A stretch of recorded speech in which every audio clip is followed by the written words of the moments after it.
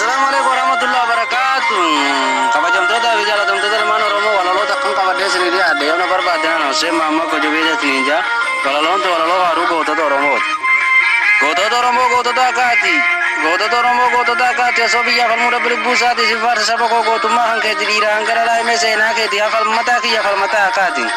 Kaayyo Oromootaa teessoo karoora guddaa kan abbootii keenyaa gaafa sirna gadaa sirriitti dhiifame seenaa keenya hunda tokkollee hin badii seenaa keenya silaa hundee jiruu teenyaa gaaddisan uummaa mi'amma fagaattullee amma sirra turra.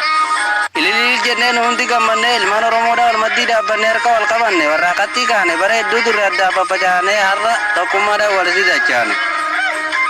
Yaa qeerroo qeerransaa gaachana sabaatii biyya keessaa baase diina Oromooti biyya Oromiyaa biyya seenaa guddaa dhiigaan sirraa dinne turii bara dhibbaa sirriitti dhiifanne seenaa keenya hunda tokkollee hin badii seenaa keenya silaa hundee jiruu teenyaa gaaddisa namummaa meemma fagaattullee amma sirra turre meemma fagaattullee amma sirra turre galatooma.